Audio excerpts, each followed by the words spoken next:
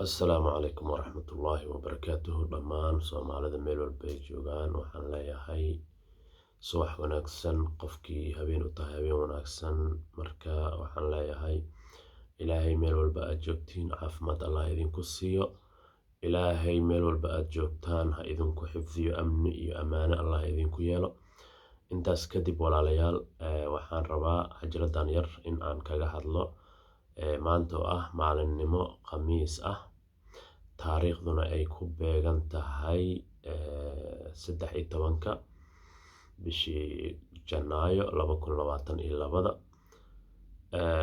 run ahaantii waxaan filayaa in maanta oo kale ay loo balansan yahay banaanbax lagu magacaabay banaanbax looga soo horjeedo madaxweynaha xilkiisa dhammaaday villa Soomaaliya sidii loogu saari lahaa ah runtii arrintaas arrin oo sahlan ma aha arrintaa ayada ah arrin macnaha ila fiican ma aha madaxweynaha khudbadiisa waa dhageystay runtii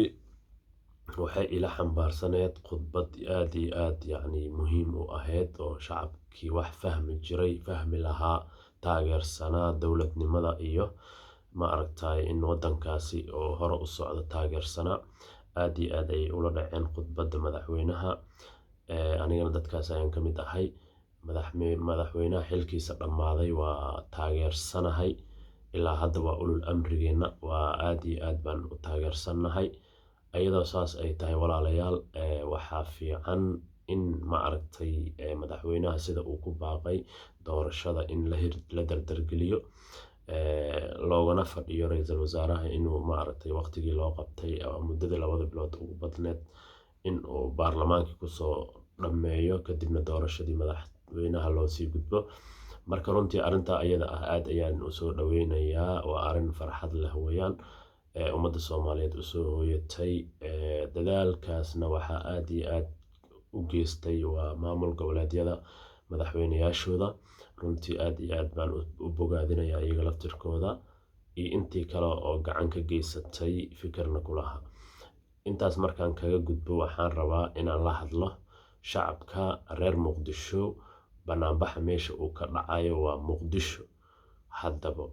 banaanbaxaasi waxaan ognahay in maamulada gobolka Banaadir iyo madaxdooda waxay go'aamiyeen inay banaanbaxaasi yacni dhici karin ayagoon la soo ogeysiinin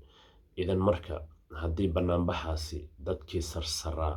oo dadkii sarsareeyay oo magaaladaasi mas'uulka ka ahaa loo soo sheegin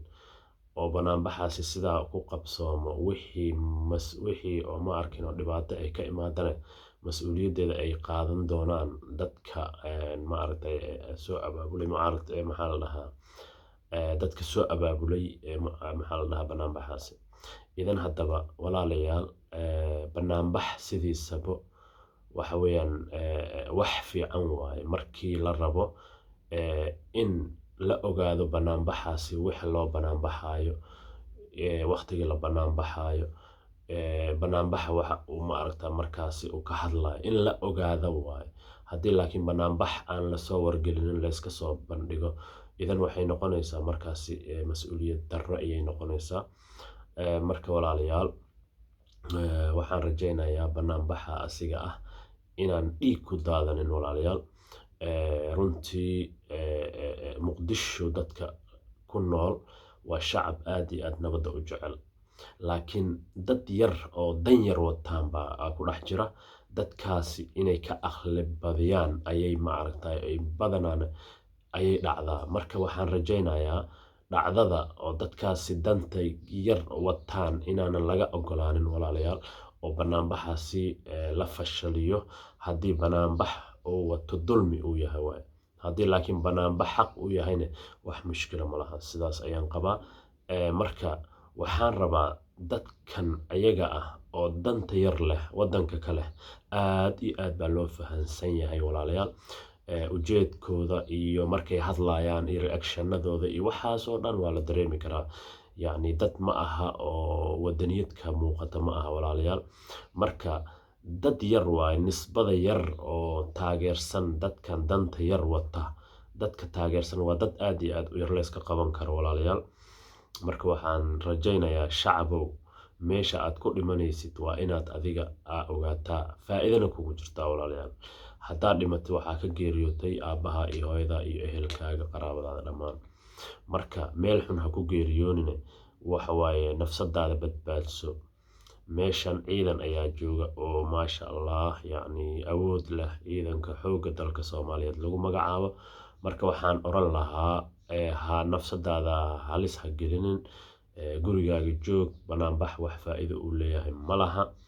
banaanbax wax uu faa'iido maanta wadanka u leeyahay ma laha. wadanka nidaam iyo qaab ayuu ku socdaa. fawdo ma fiicna. fawdo waa laga fiican yahay. fawdada ha la yareeyo.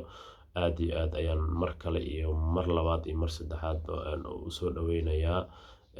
maamulada gobolka Banaadir sida ay ma aragtay mar walba ay ugu heelan yihiin Muqdisho inaysan dhibaato ka dhicin, Muqdisho inay ammaankooda sugaan. dad yar baa jira oo ma aragtay oo dan yar wadanka kale, dadkaasna waxaan rajaynayaa in gacan bir lagu qaban doono. aad iyo aad ayaan u mahadsantihiin. wassalaamu calaykum waraxmatullaahi wabarakaatu.